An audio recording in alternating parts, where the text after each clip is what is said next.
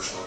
And if you can harness those 4 areas and point them towards a goal, then you can, or a dream, you can accomplish your wildest dreams, right? I mean, I've had some pretty crazy dreams that have come true, but the reason why they have is because I got my priorities in life right. I realized what was important and how to harness those 4 areas of my life and get them working towards one goal. And I really feel that Hawaii is better than anyone in the country, better than any other state, knows what I mean when I say to live well. You know, spiritually, emotionally, physically, and mentally. I mean, there's no other place in the world that should understand that better than Hawaii. And we have all the resources to do it. And one of the ways for us to do that, I think, is to start sharing the word about Yoli. And that's why I wanted to make sure that I brought Yoli to Hawaii. Because of course it's a good opportunity and all that kind of stuff, but really it's part of what I'm trying to do. I mean, I started my foundation in 2005, and that's what we're trying to teach kids to live well. Because I think if we teach them those 4 pillars and we teach them how to harness those things, and then we help them find what they're passionate about, they're going to be amazing. I mean, they're going to be amazing. You're going to have more Olympians sitting up here. You're going to have more doctors. You're going to have more lawyers. You're going to have more self-made millionaires. I mean, you're going to have all these things because people learned how to live well. And that's what I want to do. So that's my own little tangent. I went off on a little tangent. No, I mean, that would be the last thing I would apologize for, because, I mean, that really is what it's all about. And you can have those pillars are so critical. However, we all know that we are what we eat. Right? I mean, we've all heard that before. And so it's very difficult if you're not getting the good nutrients, if you're filling your body with empty calories and sugar, it's very hard for those 4 pillars to synergize. Right. It's really almost impossible. Yeah, I truly believe that living well, those 4 pillars that I talked about, I think the best place to start is the physical pillar.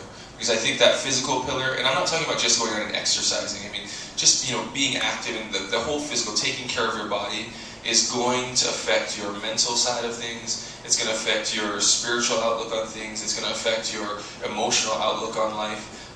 So if you start with, I always tell people, if you just go on a walk, you'll feel so good when you're done just going on a walk. Your mind feels clear. Not just that, but there's scientific proof that exercising and taking care of your body actually helps your brain retain knowledge and retain things better, because it's getting extra oxygen flow to your brain, it's flushing out all the bad stuff, all the junk in your brain, and bringing new, fresh blood and oxygen to your brain.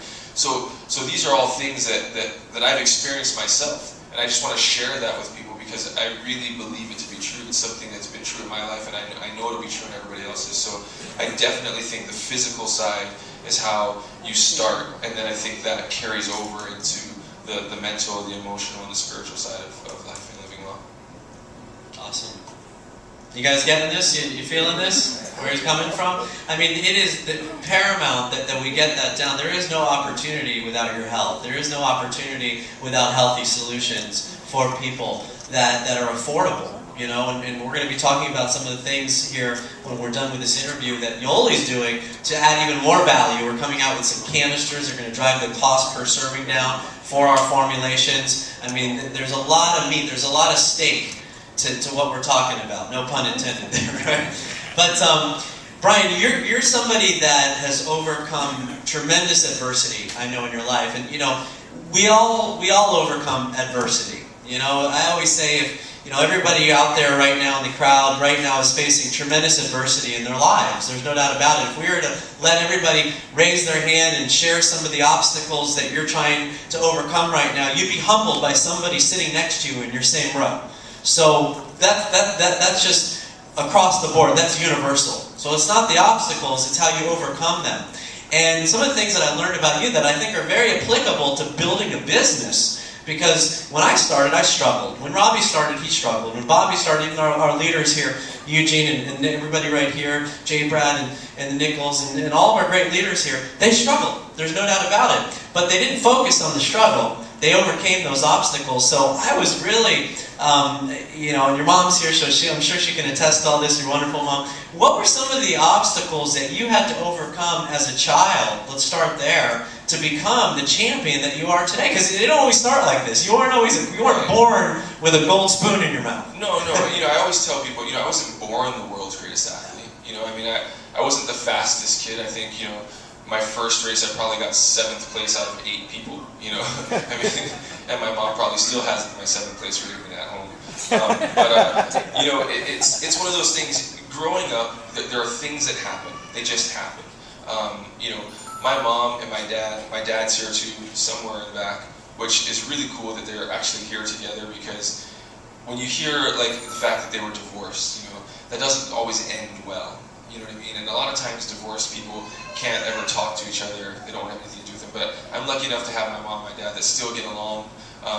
You know, actually, we always tease my mom now, you know, about her and my dad getting along so well. But you know, it's just, you know, life wasn't easy. I mean, there was hard things we had to overcome. My mom and dad got divorced. I was not a very good kid.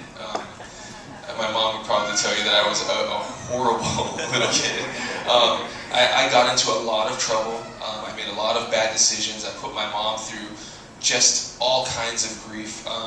And you know, it was hard. I mean, it was just a kid that was making bad decisions, and it made life very, very difficult on myself. And because of the things that I was putting myself through with the decisions that I was making, I remember my mom gave me the option to either swim or run track and field, because those were the only sports that didn't require me touching anybody else. So she said, you know, you can swim or you can run, and I thought, you know, well, I don't want to wear Speedo, so I'll run. And so that's kind of how I started running track, and it's just amazing to see, you know, because I'm a man of faith, it's amazing to see for me how God has just had His hand on my life, and how, you know, I can look back at 30, and you know, I feel like not many 30-year-olds can do what I'm doing, but I can look back on 30 and I can see where I've been placed and where people have been placed in my life to get me to where I am today. And there's absolutely no way I could get to where I am today by myself. You know, and I think it's really important for people to hear that. You know, I think I was sharing with the hotel staff, the managers of the hotels. I said, you know, I think a lot of times if anybody's like me, you tend to want to be perfect. You know, so if, like, my biggest thing with doing Yoli was, well, I don't have the time and I can't do it perfectly. You know, if I'm going to do it, I want to do it right. I want it to be big. I want it to be, you know, all of the news. I want it, you know, all this kind of stuff. And I feel like I have to do it just perfect. Otherwise, it's not going to work. And if I can't do it perfect, I don't want to deal with it. You know, and I kind of tend to just throw my hands up and say, I don't want to deal with it. I won't even try. And I've learned through my track and field career and things like that, that first of all, I have a team. Second of all, you know, I'm not expected to be perfect. You know, I told my mom this, and I told my brother and everybody. I said, you know, when I was at the 2008 Olympic trials, I had a really bad event. I did the 100 first, which went really well. Went to the long jump, went terrible, and of course I sulked and got all upset, and went to the next event, the shot put, and you know, because of my bad attitude, that one went terrible again. And I thought, oh my gosh, you know, this is not what I expected. And I said, okay, God, you know, I'm like, if this is how it's going to be, I don't want to do it. I said, I'm just going to throw in the towel, I'm going to quit. I'll just tell everybody I don't feel good or something, and I'll just quit. And I saw the high jump left. I started working for the high